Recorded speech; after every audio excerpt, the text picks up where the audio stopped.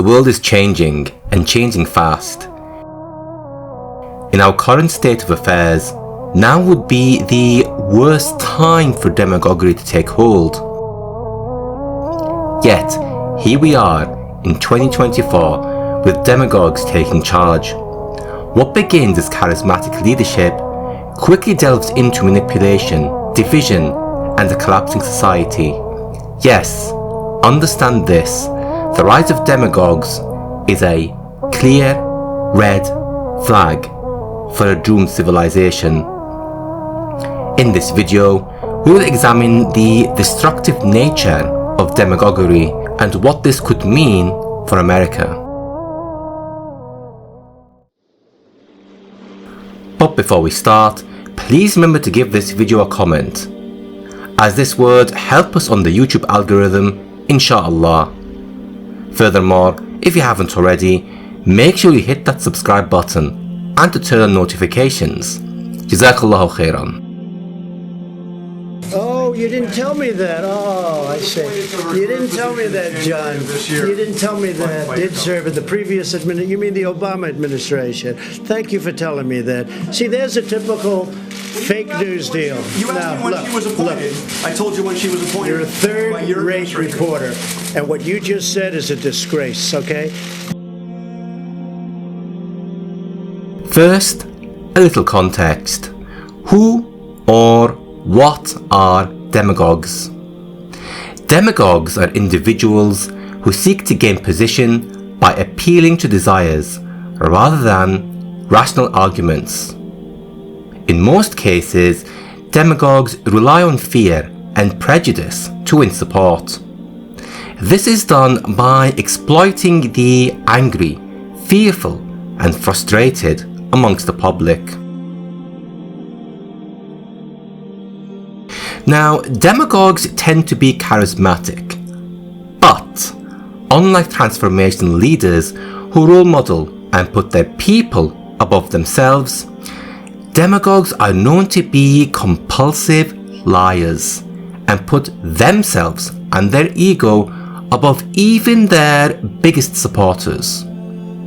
Unlike transformational leaders, demagogues would disown their followers once they have outlived their usefulness. Furthermore, demagogues seek to divide, while a transformational leader seeks to reunite. Common characteristics of demagogues include scapegoating certain groups, rallying a cult-like following, and creating an us versus them rhetoric. For these reasons mentioned, demagogues are dangerous and should be kept far away from leadership, as they prioritize their own ego and legacy over anything else.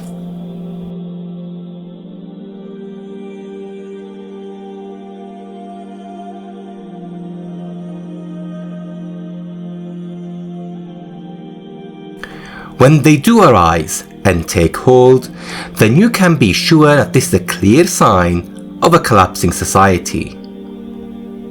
While the Western world has seen the rise of populist leaders and demagogues these past 10 years, there is one movement in particular which is the strongest from amongst them all.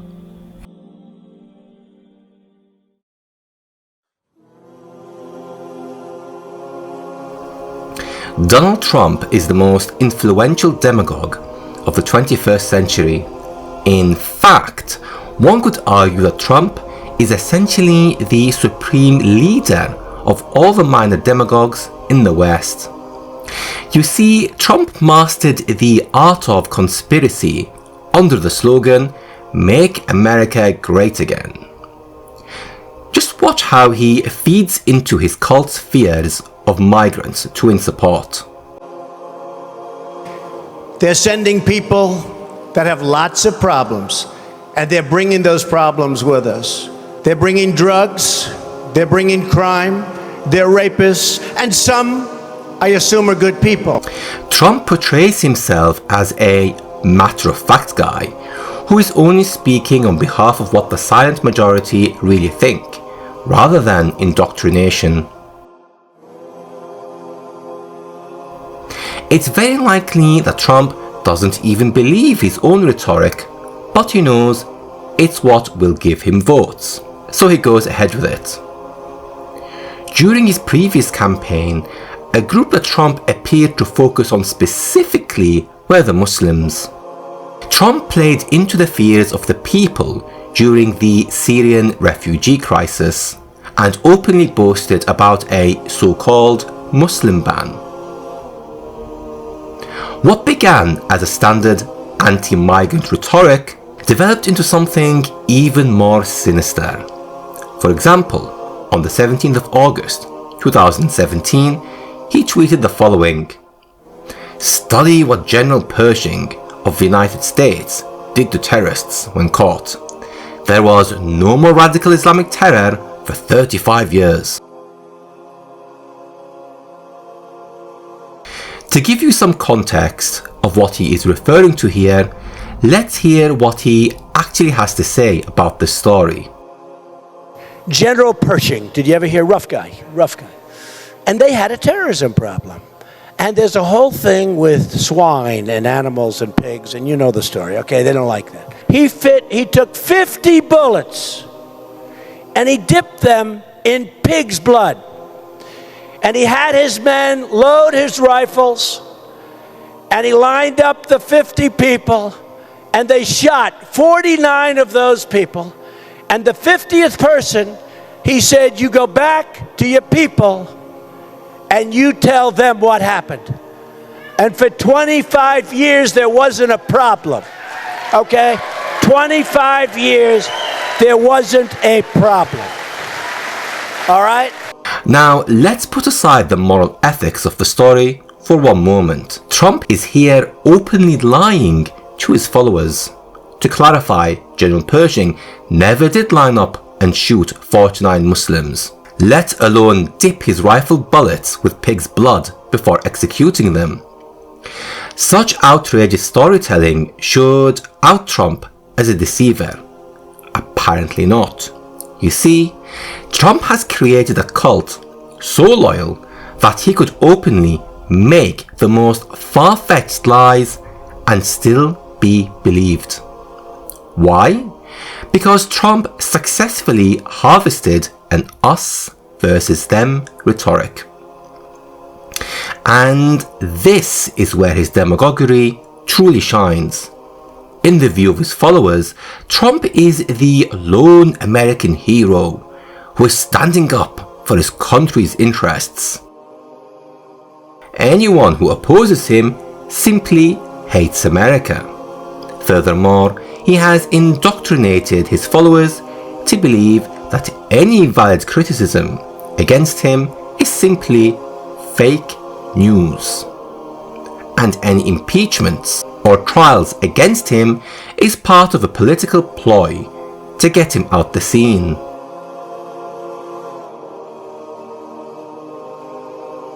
That we are fighting the fake news. It's fake, phony, fake.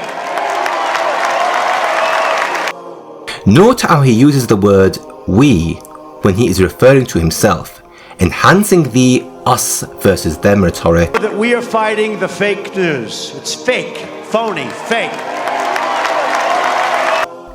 A clear example of Trump's lies being believed is evident in Terry Bollea's, better known as Hulk Hogan's, recent speech at a Trump rally.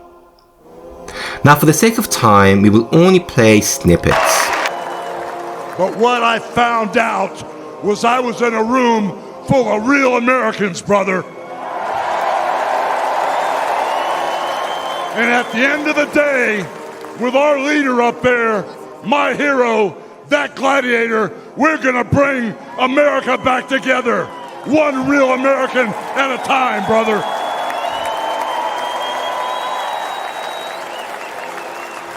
You know, even though you guys are real Americans, you better get ready.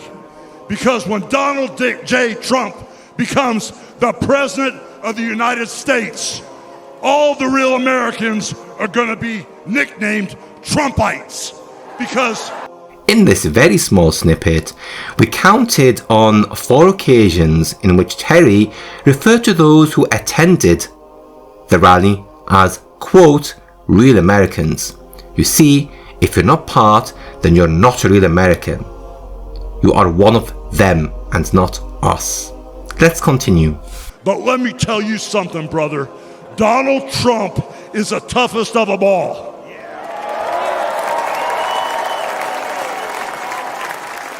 They've thrown everything at Donald Trump. All the investigations, the impeachments, the court cases, and he's still standing and kicking their butts. This clip just played is essentially self-evident. Terry confirms that he believes in the conspiracy, that there are those who are trying to eliminate Donald Trump. With that said, the best example of Trump's manipulation was a few years earlier, when he convinced his cult that he was cheated out of the election in 2020. After his defeat, Trump weaponized his followers against his own country, turning on even his own vice president, Mike Pence, which resulted in the infamous riots at Capitol Hill. Unfortunately for demagogues, we know from history that while demagoguery might gain you short-term gains, it will sooner or later lead to your own downfall. Take the case of the infamous Reynald de Châtillon of the Crusade era, a man who the Christian chronicler William of Tyre describes as a foolish prince and a man influenced by evil. Quote, Reynald de Châtillon, Prince of Antioch, on the advice of evil men, by whom he was too greatly influenced. And without delving too much off topic, this is another characteristic of demagogues, in that they tend to be hated within their own societies from individuals outside their cult. And this is because they tend to go against established values of their time. In the case of Reynald, he would at one point anger both the Byzantine Emperor and the King of Jerusalem. Then later, he would create divisions within the Kingdom of Jerusalem itself and set the Count of Tripoli as a rival. Furthermore, it was Reynald who broke the truce between Salah ad-Din and the Crusaders in 1187 Common Era, after he attacked a Muslim caravan. Furthermore, on the eve of Battle of Hattin, when the Count of Tripoli advised against confronting Salah ad-Din, Reynald accused him of cowardice and bullied him into taking part, stating, "You have tried hard to make us afraid of the Muslims. Clearly you take their side, and your sympathies are with them. Otherwise, you would not have spoken in this way. As for the size of their army, a large load of fuel will be good for the fires of hell." If you reread the text carefully, note how he accused the Count of taking the side of the Muslims.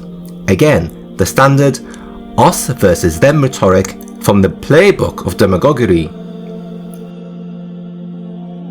Centuries before him, a not too dissimilar statement was issued by another demagogue, Abu Jahl. At the eve of the Battle of Badr, it was suggested from amongst the men of Quraysh to head back to Mecca rather than confront the Muslims. To this, Abu Jahl interjected, stating, "Is this what you are saying? By God, if it were anyone else saying this, I would bite him. Your lungs and your belly are full of fear."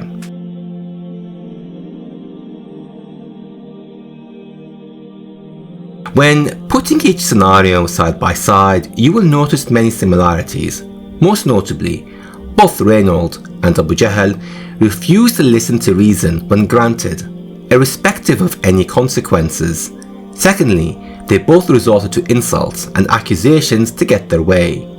Finally, both demagogues bullied their men into battle, which ultimately doomed them. And this is one of the most dangerous elements of demagoguery. You see, there is only so much you can get away with before one of your rash, or ill decisions comes back to haunt you.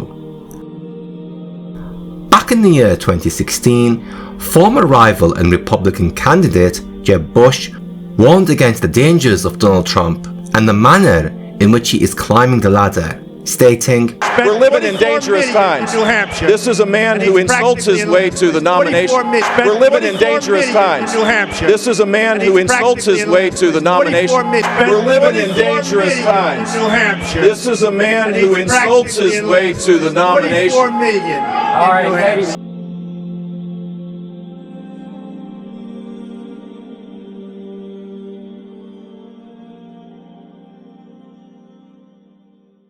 Fast forward to today, with the world on the brink, demagoguery is peaking.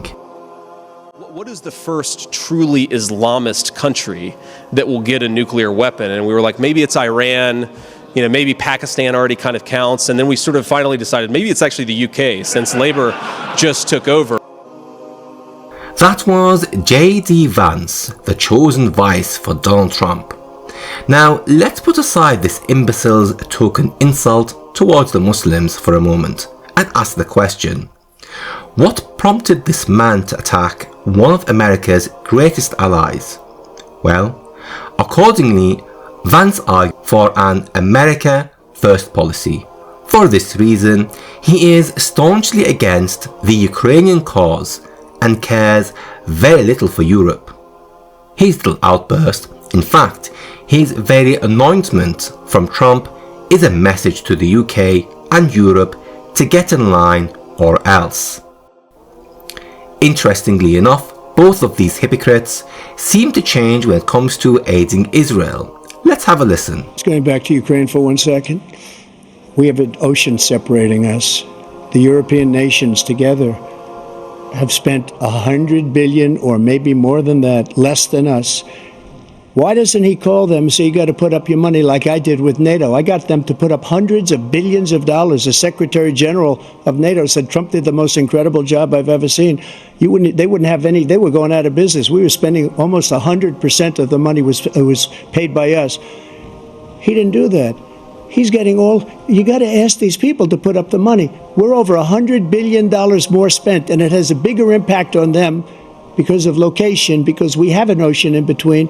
From this clip alone, there are negative connotations coming from Trump in aiding Ukraine. According to Trump, aiding Ukraine is too costly and should be left to the Europeans to sort out.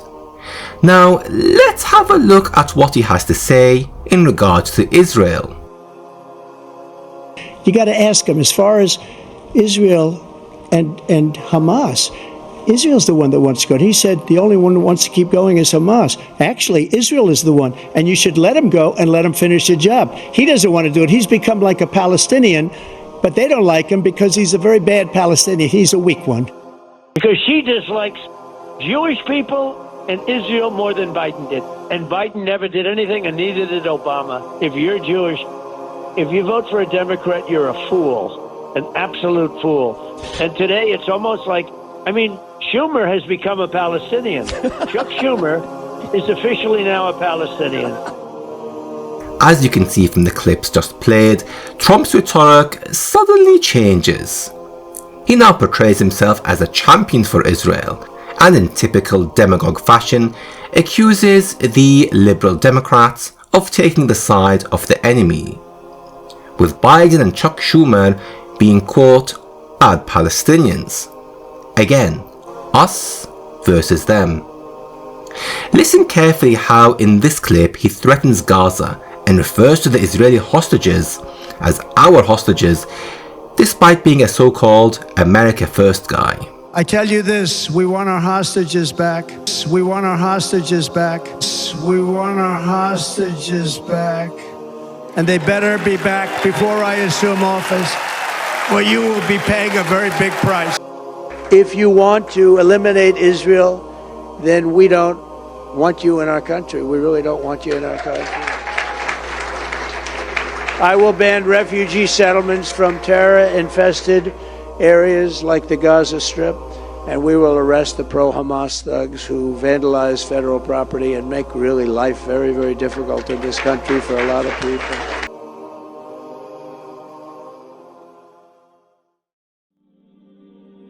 So why does Donald Trump behave in such a contradictory manner? Does he hate Ukraine and love Israel? No. In reality, Trump simply cares only about himself. And if you read between the lines, in this following clip, it becomes obvious. Including the horrible war with Russia and Ukraine, which would have never happened if I was president, and the war caused by the attack on Israel, which would have never happened if I was president. As you can see, Trump has made the Ukrainian and Israeli conflict about himself. So, to answer the question as to why Trump is so contradictory when it comes to his foreign policy, well, it is because he knows one cause is unpopular while the other is considered mandatory for his cult. Now, let's establish something. Both the Democrats and the Republicans are both pro-Israel, but they do have different approaches.